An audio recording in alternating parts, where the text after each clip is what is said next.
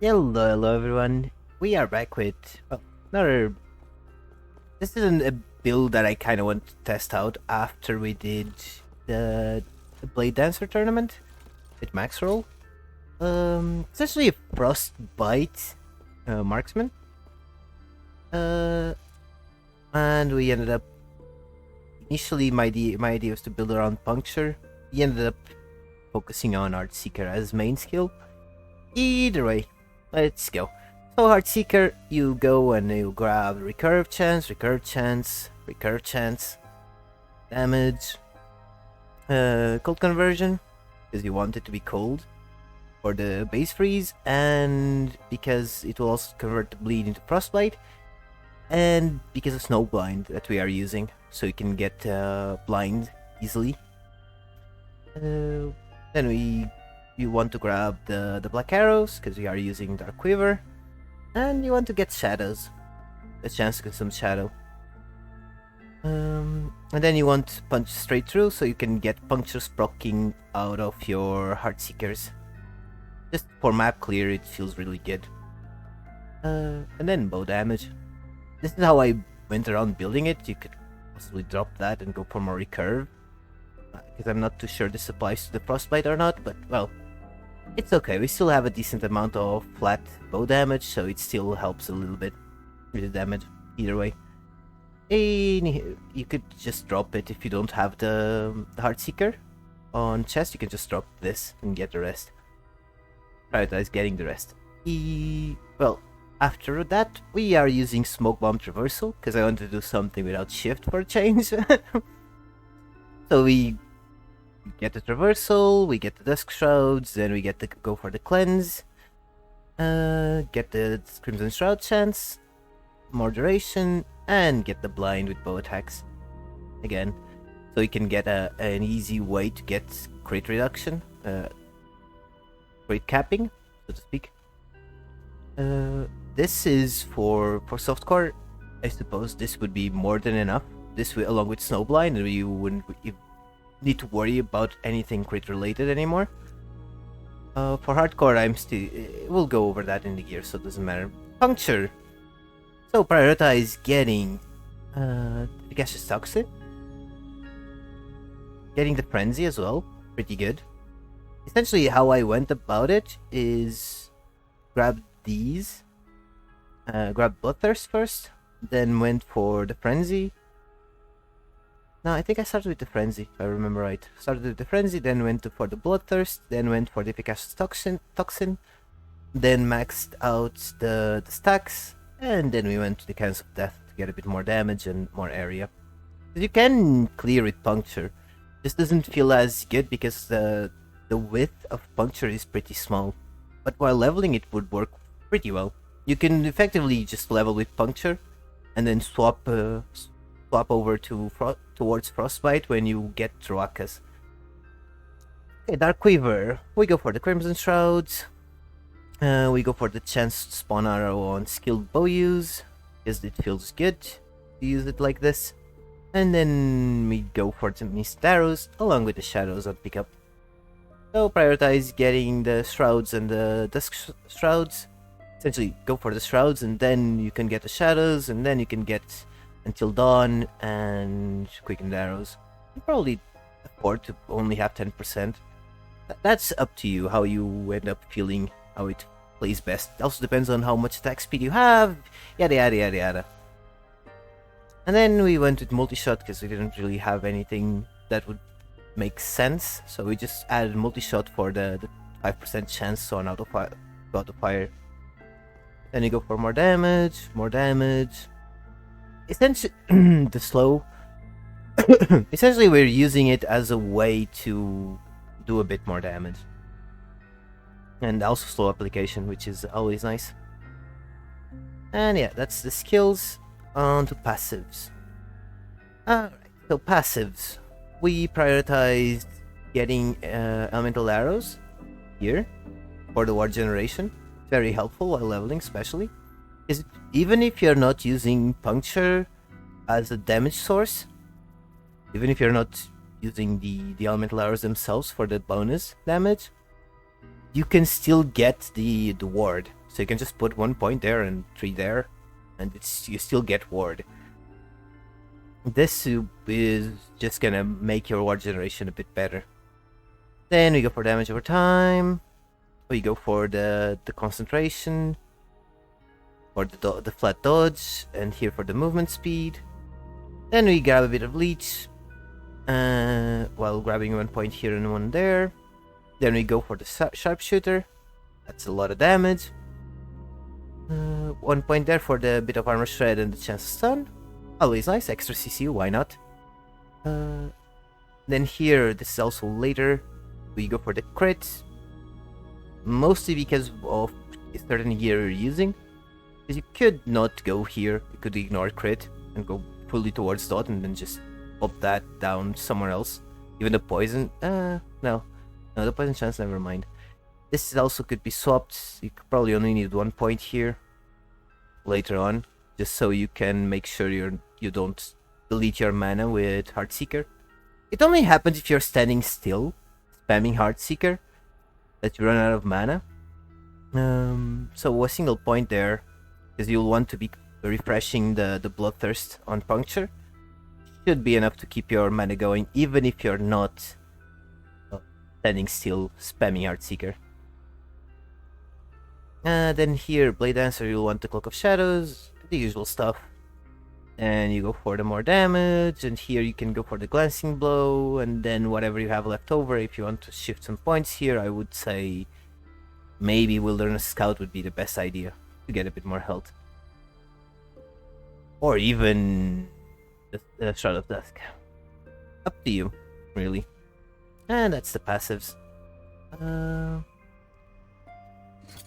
Here.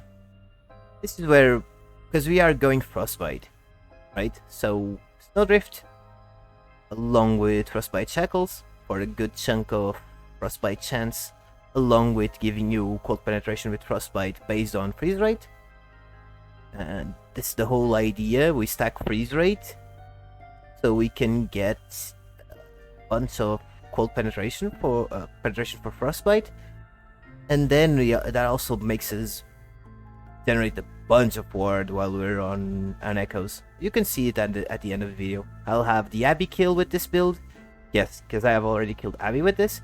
And the an echo run. This is the gear what I had when we killed Abby. Yeah, Ring of the Third Eye. We kind of slammed what we had.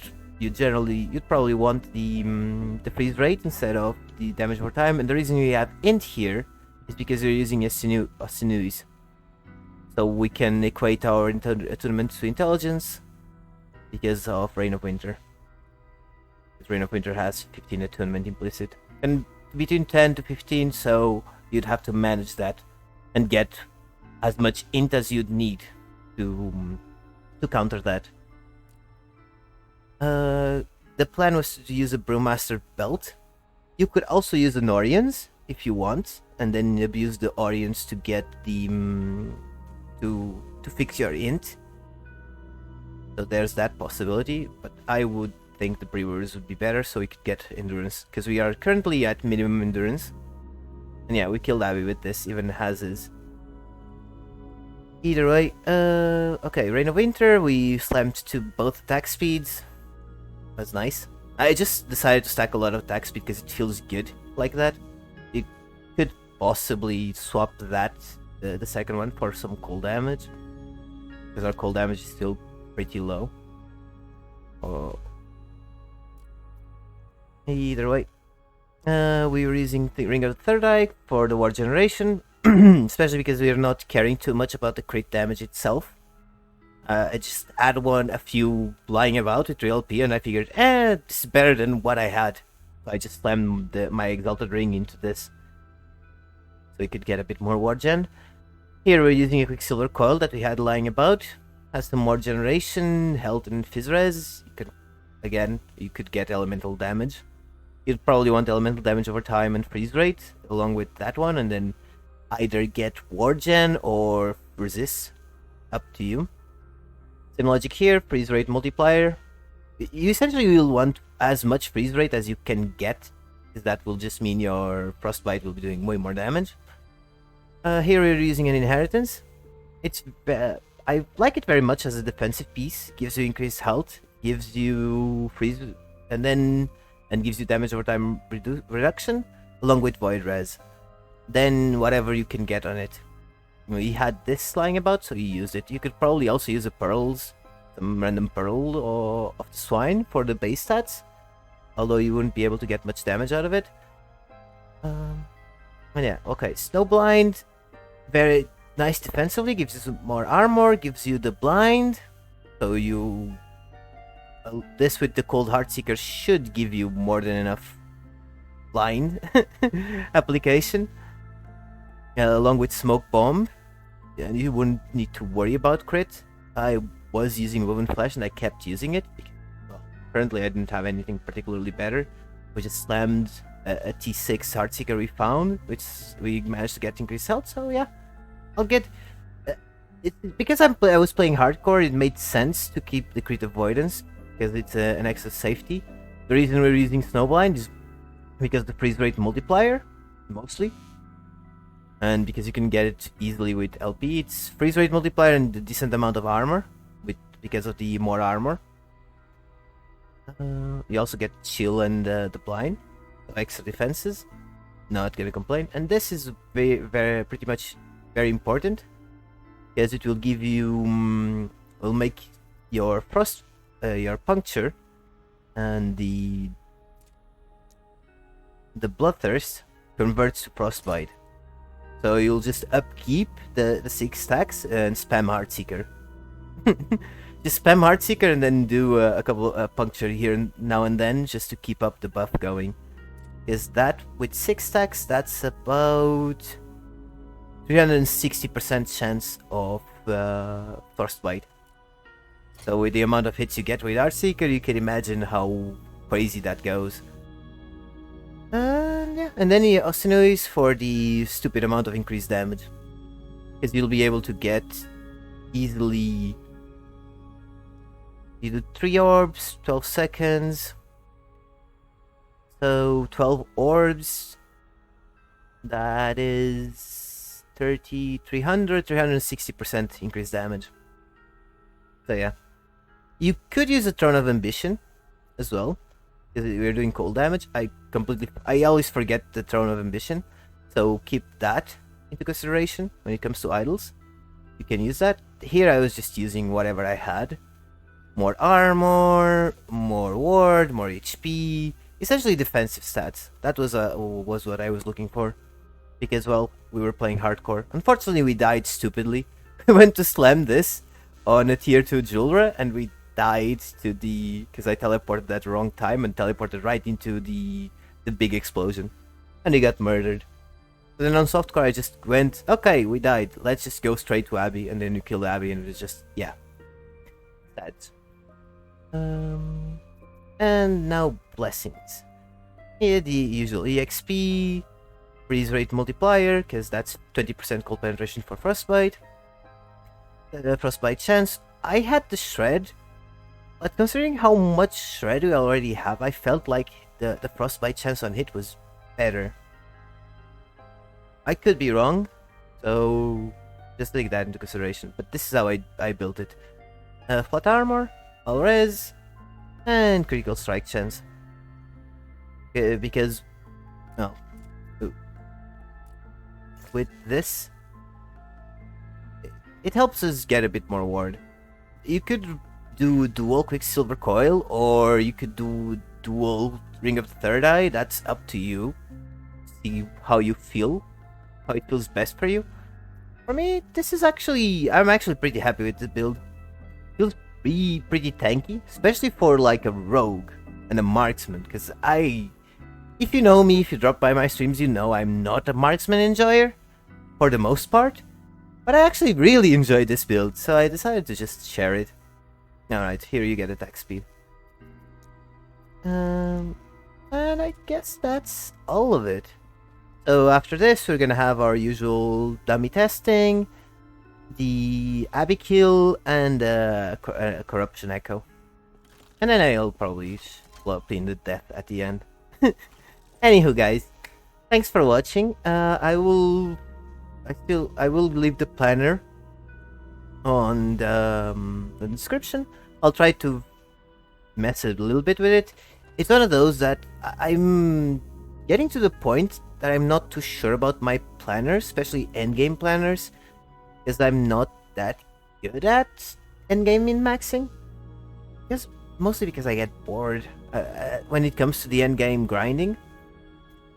So yeah, I'll just give you an idea of something you can look towards, but yeah, you can just refer to this, and if this can kill 300 corruption and kill Abby, then whatever else, if you can get this but better, you're just gonna do better, right? Alright, so I'll see you guys on the next one. Bye-bye. So there we go.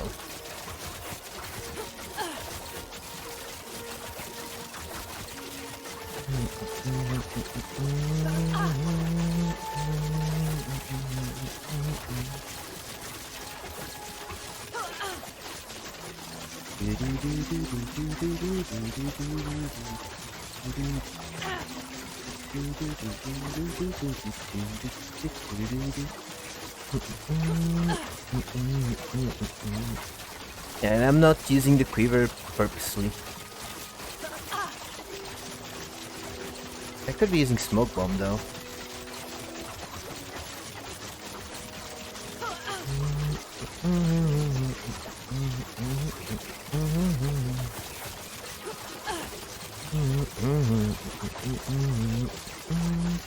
But that implies movement. It is what it is. There we go. So it didn't 5%, kinda. Around 5%. That's not too bad. For yeah, now that I think about it, this technically was like a 10, no, 12 hours? 11, 12 hours build. So, oh, it's 337 corruption. So let's just do another quick one, and I think we're gonna be done with this. Then we'll have to figure out what I'm gonna do.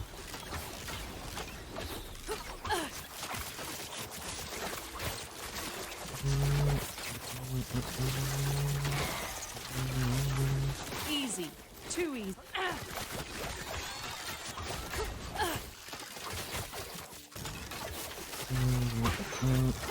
Good time. I'm gonna take a nap. Yeah, enjoy your nap. Thanks for dropping by, loser. And do enjoy your nap.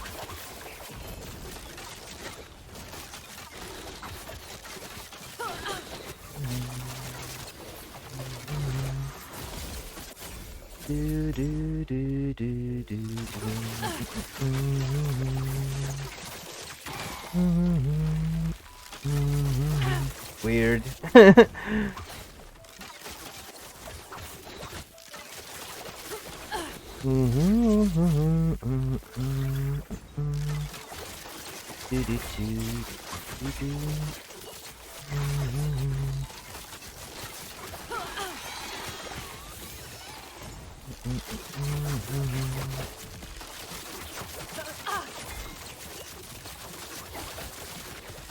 Yeah. We do need a bit more damage, and they didn't need more poison resist. That's for sure.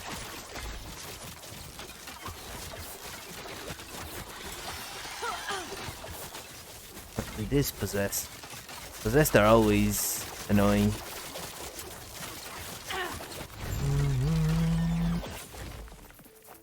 Still managed to get through it. Pretty chill. Let's see the nemesis. We miss.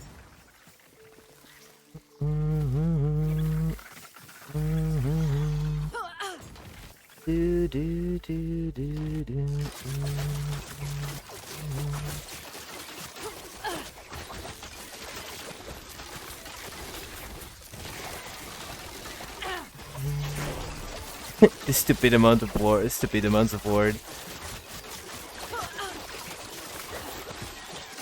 Okay,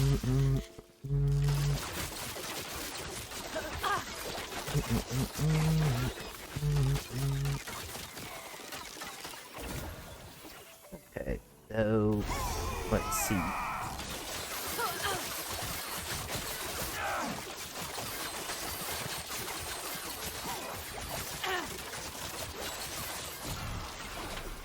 Pretty chill still. Alright, and that's it. Oh, we only have one key, so better make it count.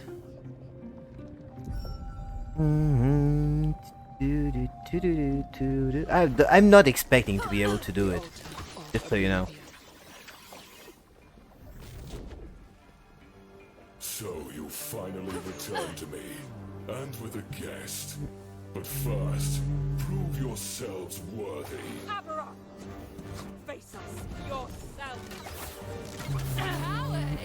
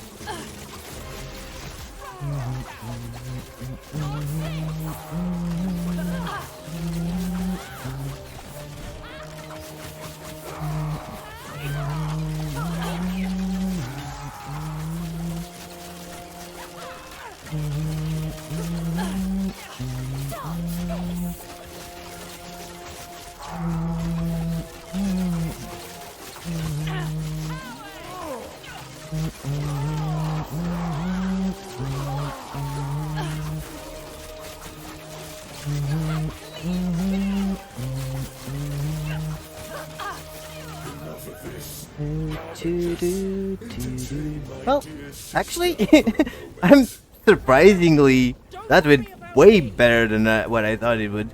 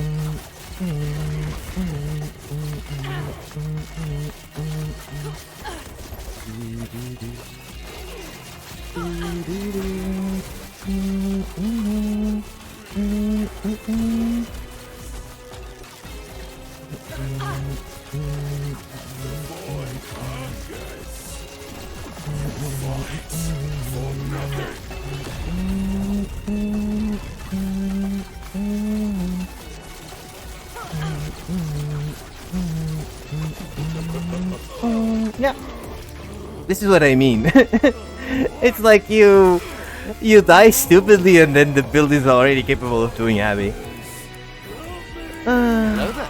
And thanks for the follow.